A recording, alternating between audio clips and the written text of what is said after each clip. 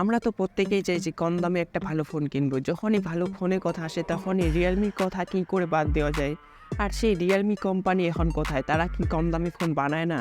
তারা কি এখন ফ্ল্যাগশিপ লেভেলের ফোন বানায়? তো অবশ্যই আজকের এই ভিডিওতে আমি আলোচনা করব। তো রিয়েলমি কোম্পানি 2018 সালে এসেছিল আর শাওমি কোম্পানিকে হিট করার জন্যই। আর মার্কেটে আবার ধরেছিল সেই সময় 2018 সালে তারা যে ধরনের ফোন বানাতো সেরকম ফোন কিন্তু অন্য কোনো কোম্পানি দিতে পারতো না। সবথেকে ভ্যালু ফর মানি যদি কোনো ফোন থাকে তাহলে অবশ্যই একটি রিয়েলমি কোম্পানির ফোন থাকবেই 100%। 2018 সালে নচ ডিসপ্লে এসেছিল।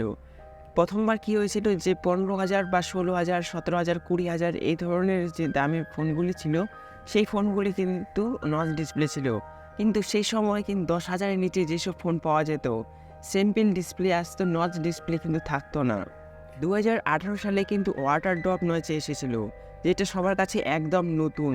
তারাই কিন্তু নিয়ে এসেছিল আর তার সাথে কম্পিটিশন করতো শাওমি কোম্পানি। তারাও কিন্তু সেই সময় একসাথেই নিয়ে এসেছিল, যার জন্য রিয়েলমি টু প্রো, রিয়েলমি 3 এইসব ফোনগুলো কিন্তু প্রচণ্ড হিট করে মার্কেটে। এখান থেকে একটা জিনিস জানা গেল যে শুধু মোবাইল লঞ্চ করলেই হবে না, প্রত্যেক মাসে একটা করে মোবাইল লঞ্চ হতে আছে এরকম করলে কিন্তু হবে না। নতুন কিছু নিয়ে আসতে হবে প্রত্যেকটি ফোনের মধ্যে, তবেই সেই ফোনটি মার্কেটে হিট করবে। তখনকার দিনে রিয়েলমি কোম্পানি চেষ্টা করতো যে কম দামে কী করে ভালো কিছু দেওয়া যায় ফোনের মধ্যে, এটি কিন্তু চেষ্টা করতো। কিন্তু 2023 সালে কি সেই কোম্পানি কি চেষ্টা করে না যে কম দামের মধ্যে এত কিছু দিয়ে দিই, ক্যামেরা ভালো দিয়ে দিই, ডিসপ্লে ভালো দিই, এটা কিন্তু তারা চেষ্টা করে না। প্রথম দিকে চেষ্টা করতো 2018, 19 তখন এই সালগুলিতে কিন্তু চেষ্টা করতো তারা ভালো কিছু দেওয়ার। কিন্তু 2023 সালে সব কিছু খেলা পাল্টে গেল। তখনকার দিনে কোনো ফোন যখন লঞ্চ করানো হয় যে নতুন ফোন আসছে রিয়েলমি কোম্পানির বা শাওমি কোম্পানির বা অন্য কোনো কোম্পানি, তখন কিন্তু আমি খুবই এক্সাইটেড থাকতাম যে এই কোম্পানি ফোন আসছে, কী কী থাকবে, নতুন কিছু থাকবে, দাম কত হবে, ক্যামেরা কী থাকবে, এইগুলো নিয়ে কিন্তু আমি অনেক এক্সাইটেড থাকতাম। কিন্তু কোনো ফোন লঞ্চ করলে আমি আর আগের মতন আগ্রহ দেখাই না একটাই কারণ যে এখন তো আমি জানি যে ফোনটিতে 50 মেগাপিক্সেলের মেন ক্যামেরা থাকবে, নাহলে 64 মেগাপিক্সেলের মেন ক্যামেরা থাকবে, নাহলে 48 মেগাপিক্সেল, এগুলো কোনো না কোনো কিছু একটা থাকবে। আর ডিসপ্লে থাকবে পিওলের ডিসপ্লে, নাহলে অ্যামোলেড ডিসপ্লে, নাহলে এলসিডি ডিসপ্লে। কার ফোনগুলিতে আপনারা নতুন কিছু পাবেন না। কোনোটাতে ব্যাটারি বেশি, কোনোটাতে ব্যাটারি কম, কোনোটাতে ক্যামেরা ভালো, কোনোটাতে ক্যামেরা খারাপ, কোনোটাতে ডিসপ্লে একটু বেটার, কোনোটাতে একটু কম ভালো, কোনোটাতে ফাস্ট চার্জার, কোনোটাতে স্লো চার্জার, এইসবই চলছে। মোবাইলগুলি বিক্রি না হওয়ার এটাই একটা প্রধান কারণ হতে পারে যে এখন আর আগের মতন নতুন কিছু দেয় না বলে কিন্তু মোবাইলগুলি আর আগের মতন বিক্রি হয় না।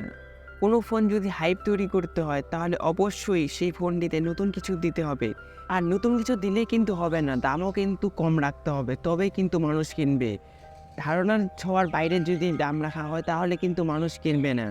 যেই ফোনের দাম যেরকম হওয়া উচিত অবশ্যই সেই ফোনের দাম যদি সেটাই থাকে তাহলে অবশ্যই কিন্তু মানুষজন কিন্তু সেই ফোনটির দিকে আগ্রহ দেখাবে।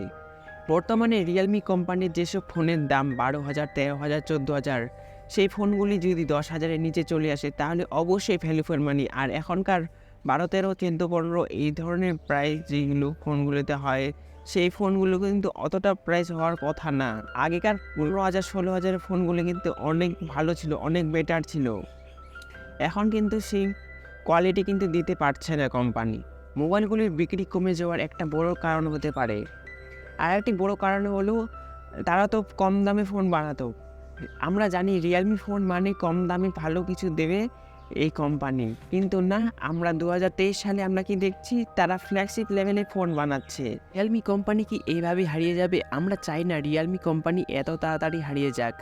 এই তো 2018তেই শুরু করলো আর 2023-24 পড়তে না পড়তেই রিয়েলমি কোম্পানিকে ধ্বংসের মুখ দেখতে হবে। আমরা চাই না রিয়েলমি আবারও জেগে উঠুক, আবারও নতুন কিছু করুক, আমরা এটাই চাই। তারা প্রথমে যে ফোনগুলো লঞ্চ করতো তারা কিন্তু কম দামে ফোন লঞ্চ করতো। 10,000-এর নিচে, 15,000-এর নিচে যেসব ফোন আছে সেই ফোনগুলো কিন্তু লঞ্চ করতো। তারা চাইতো যে আমরা কম দামের মধ্যে ভালো কিছু দেব, কিন্তু এখন রিয়েলমি কোম্পানি কিন্তু করছে না। তারা এখন চলে গেছে ফ্ল্যাগশিপ লেভেলের ফোনগুলিতে। তারা 25,000, 30,000, 35,000, 40,000 এই ধরনের বাজেটের ফোনগুলি কিন্তু লঞ্চ করছে। সেখানেও কিন্তু রিয়েলমি কোম্পানি মার খেয়ে যাচ্ছে। তারা যদি 5টা মোবাইল লঞ্চ করে সেখান থেকে কিন্তু একটি মোবাইল হিট করছে, বাকি 4টি মোবাইল কিন্তু ফ্লপ হয়ে যাচ্ছে। তো ক্ষতিটা কার হচ্ছে? রিয়েলমি কোম্পানির তো হচ্ছে, কি না? রিয়েলমি কোম্পানি পতনের যেসব কারণগুলি হলো, তারা কম দামি ফোন লঞ্চ করে না। তারা এখন 25,000, 30,000, 40,000 এই বাজেটে ফোন লঞ্চ করে, আর সেখানেও কিন্তু মার্কেট ধরে রাখতে পারেনি। প্রত্যেক মাসে একটি করে যে মোবাইল লঞ্চ করানো হয় এটি বন্ধ করতে হবে। বছরে 4টি করে মোবাইল লঞ্চ করানো হোক। এটি আমি কেন বলছি? কারণ মানুষের যে একটা আগ্রহ থাকবে যে আমি এই ফোনটা কিনবো, এই ফোনটা আমি কেন কিনবো? একটা নতুন কিছু থাকবে, নতুন কিছু দেখাবে, তবেই তো আমরা কিনবো। ঘুরে ফিরে যদি আবার একই ধরনের ফোন দিতেই থাকে তাহলে আমরা কেন কিনবো? মানুষ কেন কিনবে?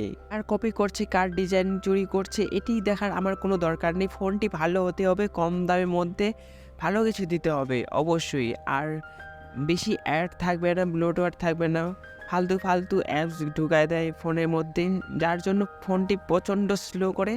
এটি কিন্তু বন্ধ করলে অবশ্যই সেই ফোনটি ফোন হতে পারে। কম দামে ভালো কিছু দিক রিয়েলমি কোম্পানি, আমরা এটাই চাই।